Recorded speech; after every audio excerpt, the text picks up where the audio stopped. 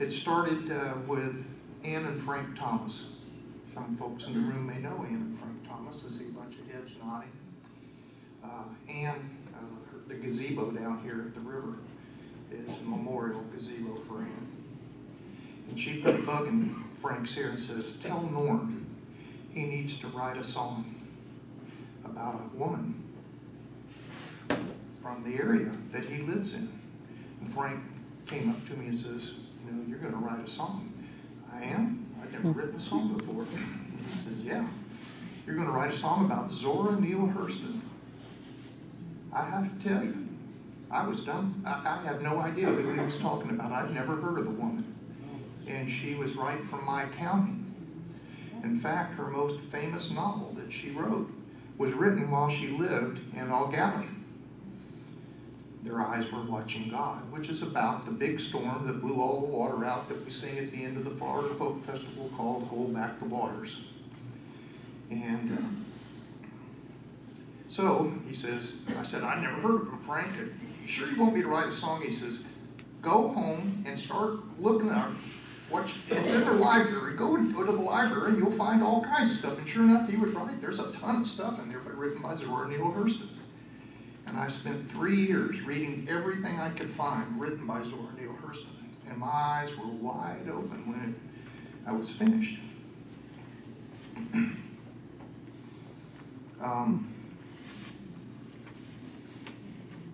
Some time went along, and the next thing you know, I'd done this song a few times across the different places of the state, and the song was solicited to be a soundtrack in a documentary about Zora. And I was like, wow, that's, not only did I write a song, somebody wants to put it in a movie.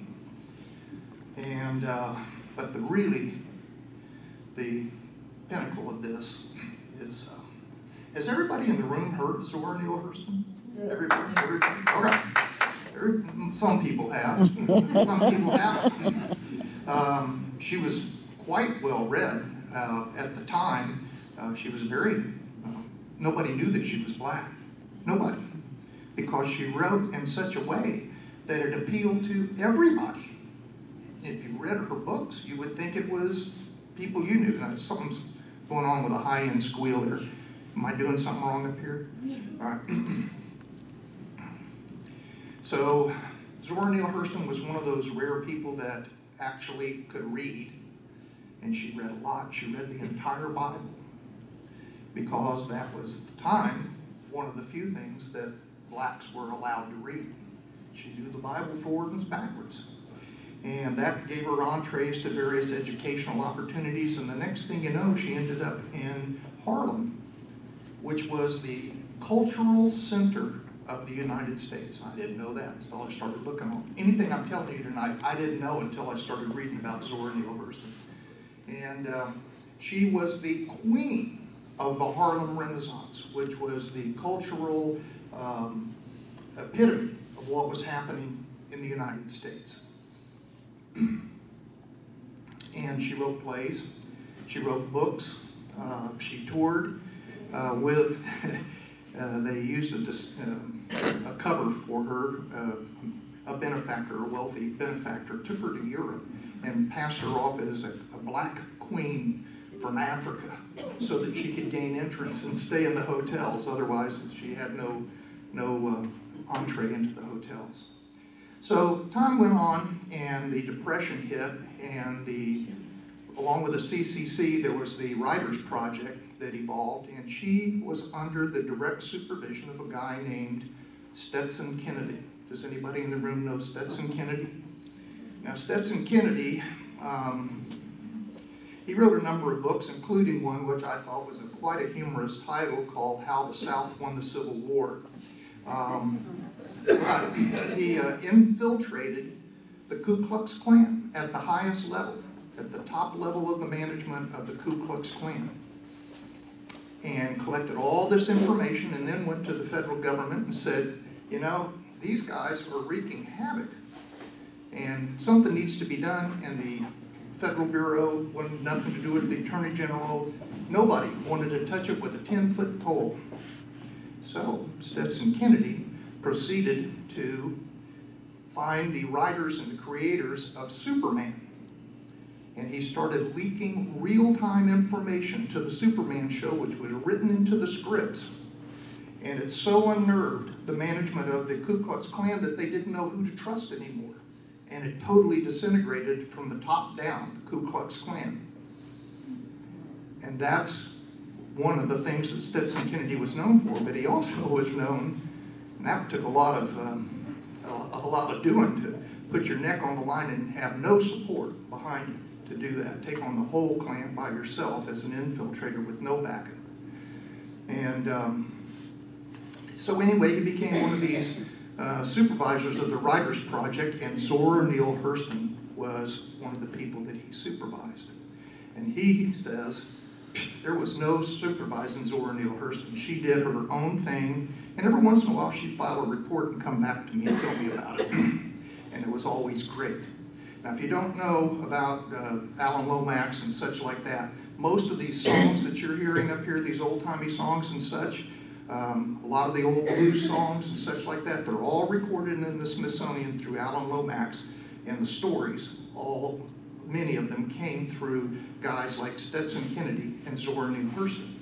Now, Zora worked independently, and at the time, women didn't travel on, but she did. Down here, there's a little festival called Eatonville, the Zora Neale Hurston Festival. That's a remarkable thing to have her name associated with that festival, because the women in that town despised her, didn't want anything to do with her. She was not to be involved with, because she would sit on the porch at the general store and listen to the stories of the men. And they would smoke, and they would cuss, and they would do things like that, and women just didn't do that. But she did, because that's where she got her stories that ended up in the Smithsonian. Because she went out into the hinterlands and went all through the Caribbean, collected all kinds of stuff, and decided she would take and rewrite the Bible the way that it's told by the word of mouth all through Africa and all through the Caribbean. And she started out by writing Moses, Man of the Mountain. Now, I'd never read anything about Zora before, and I'm recommended highly, because it is not the book of Exodus. I can tell you that right now. It's much more colorful and much more detailed. So, Zora Neale Hurston, because of what I just told you, Stetson Kennedy, and he passed away last year or so, and I was invited to do this tune for his memorial service. And there were all kinds of folks there, from the long life that Stetson had and all the things that he had done. It was super well attended. And over here on the side, there was a woman, very attractive, looked just like Zora Neale Hurston, really decked out to the nines. So I got up there and nervously proceeded to do this little tune. I'm going to ask you to help me. I'm going to ask everybody in the room to help me tonight, because it needs a steady beat. Nothing fancy, like a walk. Not loud, just on your knees, just a steady tap at about this speed. If everybody will do it, you don't do it hard, just a little light, and just like that. And do it all through this whole song, because I'm going to stop several times. It's going to sound like it, but it's not the end of the song. And I need that beat to keep on. And you'll see why.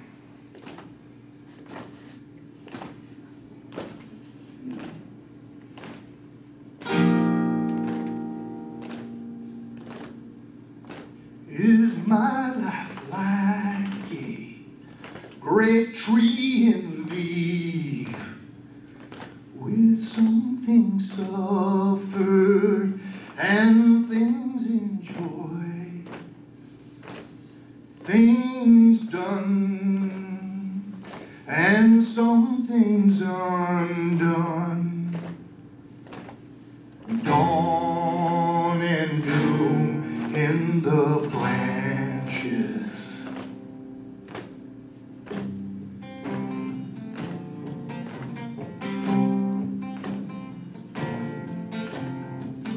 Used to take a seat on top of the gatepost, watch a world go by, turpentine juke joints, engines on her strings, rolled down in the muck, talking tea cake rhymes. Had to see herself pictured, then realized she wasn't like the rest. With the map of Dixie on her tongue, she's the queen of Harlem Renaissance. Zora says, my people are jumping the sun. We might not land on the sun, but at least we get off the ground.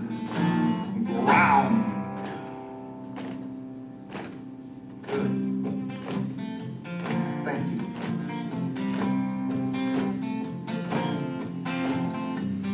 Moses man of the mountain was a hoodoo man.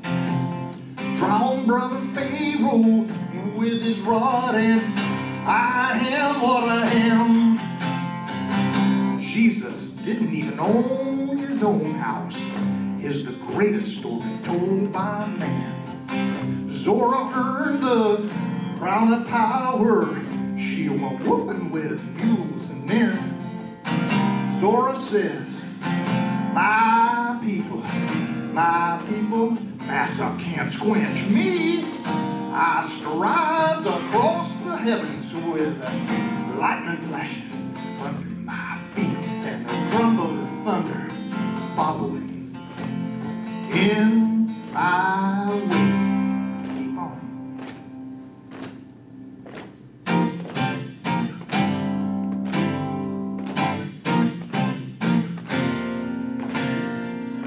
The great day, sweat a singing steel, sweat from sun to sun, cheat a singing steel. All their eyes were watching God, watching God, watching God, watching God.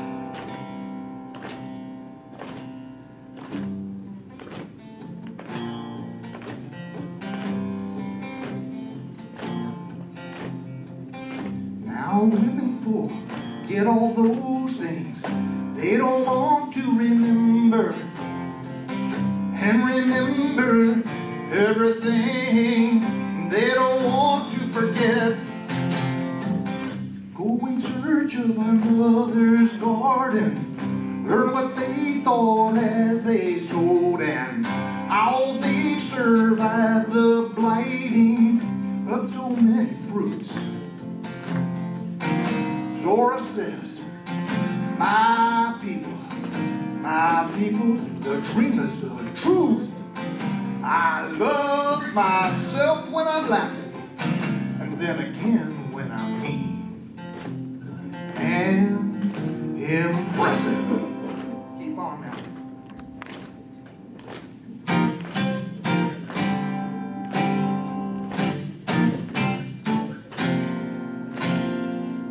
Some folks is slaves in their own shoes, ships at a distance, have every man